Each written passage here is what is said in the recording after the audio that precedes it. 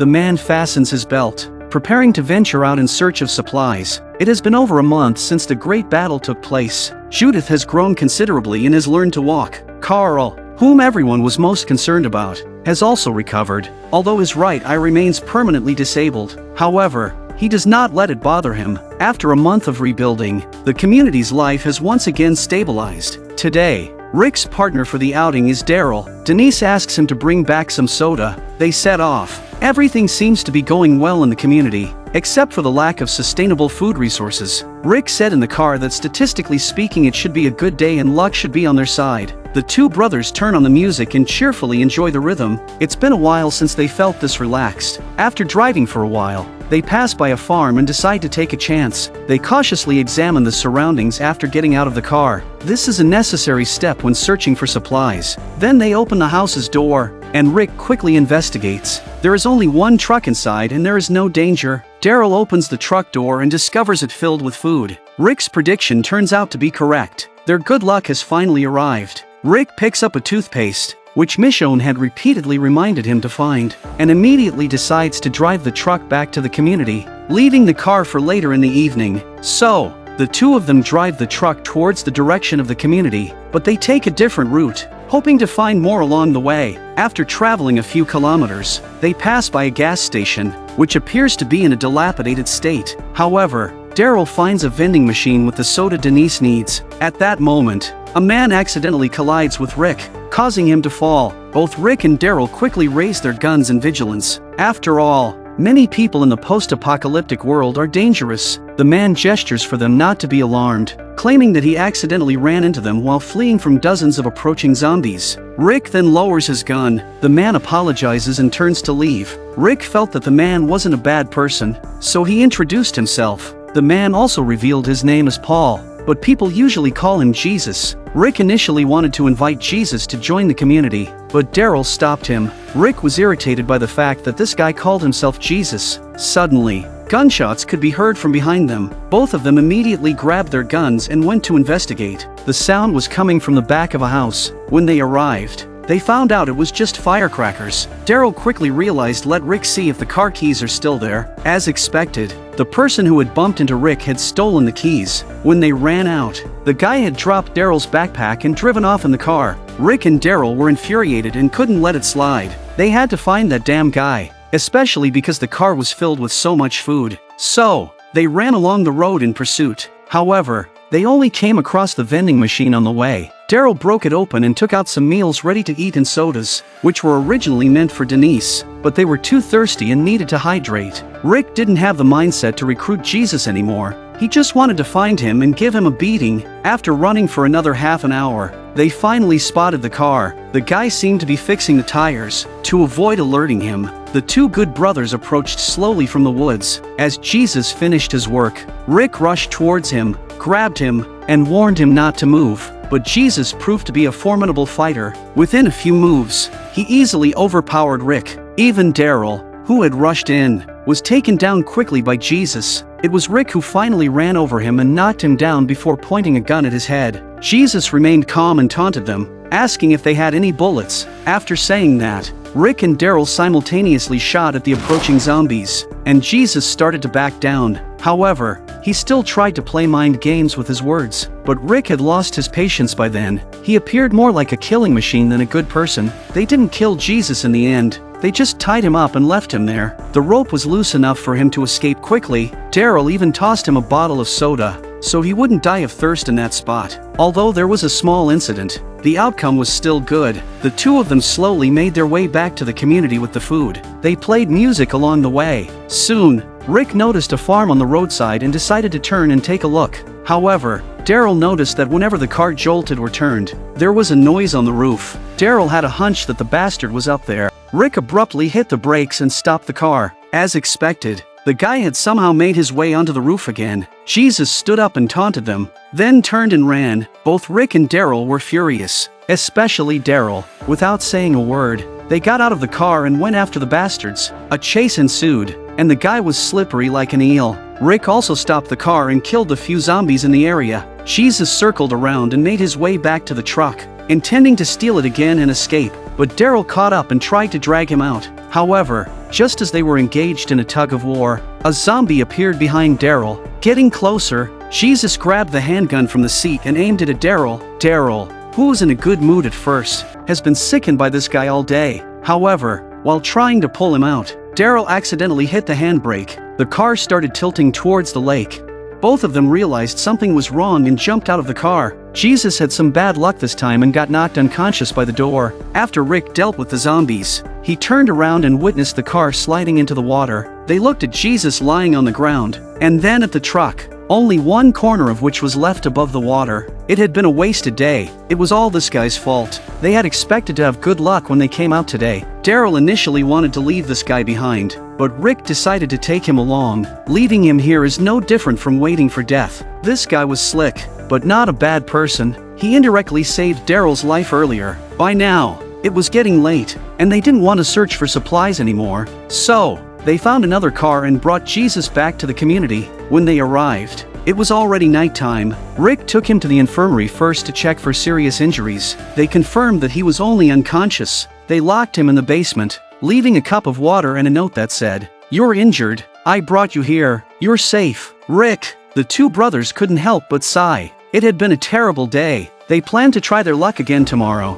Back at home, Rick lay on the couch, completely exhausted. At that moment, Michonne approached with a player and Rick quickly made room for her. Michonne had always helped take care of Carl and Judith. During the day, she had filmed Judith sleeping and now wanted to show it to Rick. It was like a real family. Rick also felt the warmth of a home. They began talking about the events of the day and started laughing. Their hands involuntarily touched and they didn't know who initiated the gesture, but it didn't matter. They felt each other's warmth. Michonne's gaze gradually became hazy, and eventually, they kissed each other. Late at night, Rick and Michonne are sleeping soundly. Then they heard someone calling and they immediately woke up, instinctively grabbing their weapons from the bedside and aiming in the direction of the. Seeing that they were not dressed, Jesus had to wait outside. While he was lost in thought, Carl approached him with a gun, asking who he was and what he was doing in their house. Jesus calmly replied, "I'm waiting for your parents to get dressed so I can talk to them about something." Carl was a little confused. Where did my mother come from? But just then,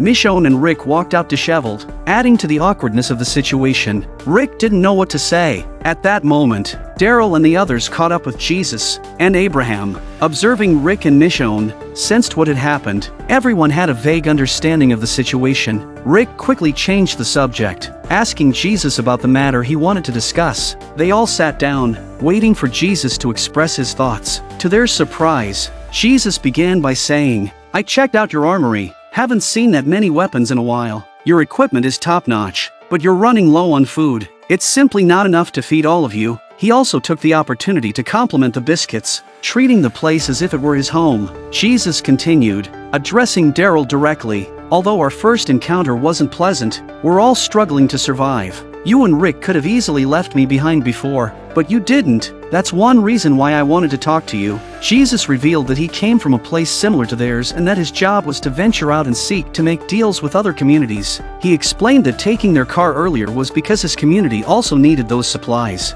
Furthermore, he acknowledged that both Rick and Daryl might seem intimidating and not like good people, but he had misjudged them. He saw that this was a good place, and he believed they could help each other. Jesus mentioned that their community raised livestock, grew vegetables, tomatoes and sorghum, and that they had abundant resources. Rick questioned how they could trust Jesus, and Jesus was honest in his response. He suggested that they could accompany him back to his community, which they could reach within a day. He assured them that they could see for themselves who they were and what they could offer. Maggie also raised a question, asking if Jesus had traded with many groups before. This was something everyone was curious about, especially considering Jesus' mention of multiple communities in the area. They decided to go and see that food was indeed a necessity for their community. Rick bid farewell to his son and instructed Carl to take care of his sister and protect the community. He also mentions his relationship with Michonne, which Carl accepts, and he also gets on very well with Michonne. Without further delay, the group set off towards the location mentioned by Jesus, aiming to arrive as soon as possible. This time, the members going were the core members of the community, and Maggie also volunteered as she was currently managing internal affairs. However, when they arrived at a small town, they noticed a flipped car on the side of the road. indicating that an incident had just occurred. Jesus looked visibly disturbed and explained that this was someone from his community. Rick grew cautious, finding the timing too coincidental. As Jesus examined the scene, Rick pointed his gun at him, warning him not to play any tricks. Jesus urgently explained that his people were definitely in trouble. They had a limited number of fighters. He asked Rick to lend him a gun. Jesus planned to go and check on his teammates nearby. Daryl immediately refused Jesus' request. They followed the traces and arrived at a house where the survivors would likely be if they were still alive. It became a dilemma whether they should enter, as it could potentially be a trap. Rick quickly made a decision. They would go in and rescue the people, but Jesus had to stay behind as a hostage. Jesus understood the urgency of the situation and extended his hands for Rick to handcuff him. Rick instructed Maggie to stay and keep watch, ready to kill Jesus if they heard a whistle signal. The group entered the house, splitting up to search for survivors. Glenn and Daryl encountered 2 zombies in the hallway and swiftly dealt with them. Finally, they found a survivor crouched in the corner of a room. Meanwhile, Abraham heard screams and hurried towards the source. Just as he saw a figure stumbling out of a room, he instinctively grabbed the person's neck, ready to attack. He realized it was a living person when a flickering light came on. He almost killed him. At that moment, Daryl shouted for everyone to retreat since they had found all the people they were looking for. Rick also found 2 individuals. Jesus had not lied, so they set off together again. Glenn looked at the man he had saved earlier, who was now handling medicine. Suddenly, the man looked up. Maggie is staring at him dumbfounded. He took the opportunity to introduce himself as Harlan. Maggie responded with her own introduction, mentioning her husband, Glenn. Glenn then asked the question that had been on his mind. After Harlan listened and glanced at Maggie, he understood. The better news was that Harlan revealed he used to be an obstetrician-gynecologist. "You saved me again, so it's your good fortune too." Glenn also had a big stone dropped in his heart. After all, having a baby in a post-apocalyptic world is too dangerous. Soon, the group arrived at Jesus' community. However, as they reached the guard tower,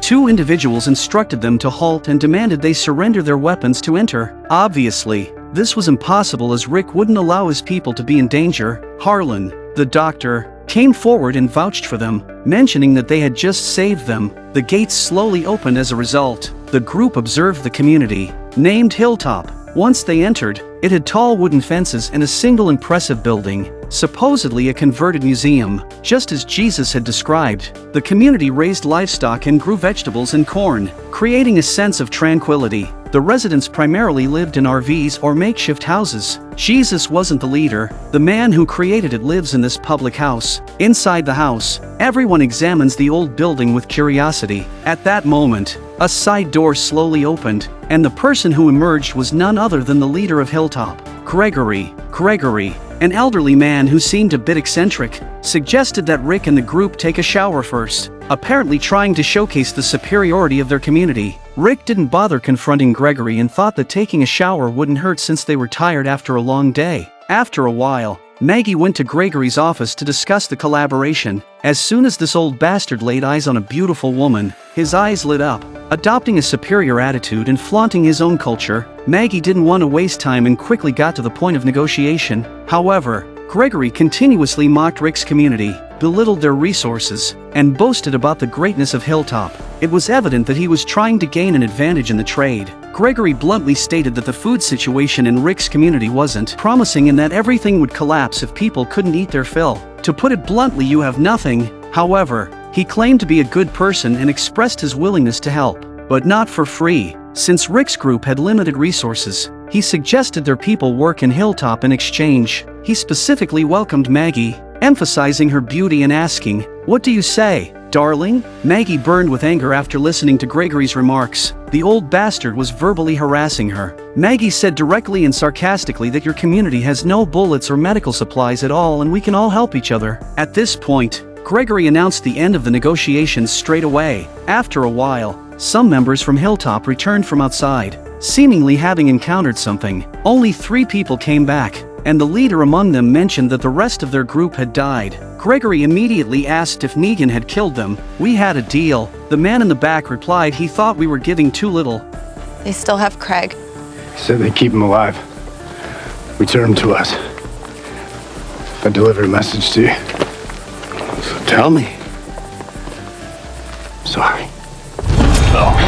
This unforeseen turn of events startled everyone. Rick and his group quickly stepped in to intervene. The man seemed to be losing control. The captured person appeared to be his relative, and he believed that killing Gregory was the only way to save him. Abraham also joined in to help, but he was swiftly overpowered, with the man choking him fiercely. Fortunately, Daryl intervened and broke the man's arm. Rick's attention was diverted, giving the man an opportunity to overpower him. He pinned Rick down and held a knife to his throat. Glenn didn't dare to rush forward either. The man threatened to kill Rick if anyone approached. The man never expected to encounter someone as ruthless as Rick. Rick believes that anyone who threatens him must die. It was his code of conduct. After killing the man, Rick stood up, and those around him looked at him in shock and fear. This man was so terrifying that it was a bit hard for them to accept that he killed a man so easily. To be precise, they hadn't experienced much. Rick doesn't look like a good guy right now. He looks like a bloodthirsty demon. At that moment, a woman rushed forward and punched Rick in the face,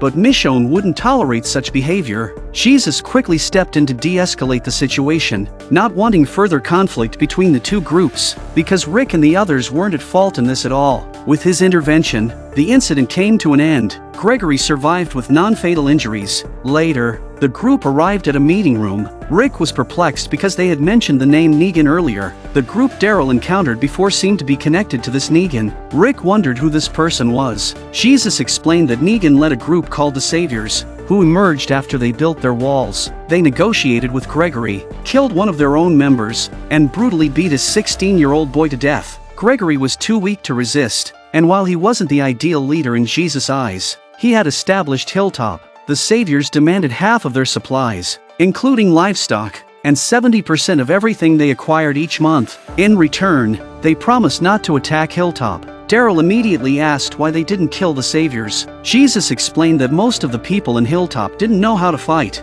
Rick was curious about the number of people in the Saviors, to which Jesus replied that they weren't sure, but they had seen around 20 at most. Abraham bluntly mentioned that a month ago, "We blew their men to smithereens." Daryl was adamant that they would kill Negan and his savior and in return asked for some food and a cow. Jesus showed interest in Daryl's proposal, as he wasn't one to shy away from a fight. However, since he wasn't the leader, he needed to consult with Gregory. After a while, Gregory expressed his desire to continue negotiating with Maggie. After what had just happened, Gregory's arrogance had diminished. However, he remains fearful of the Savior and doubts that Rick and his team were capable of. Maggie confronted Gregory and informed him that they had dealt with people like Negan before, and those people were dead now. She also assured him that they would rescue Hilltop's captured members. Deanna had chosen Maggie as her assistant for a reason. Maggie made a serious demand before leaving.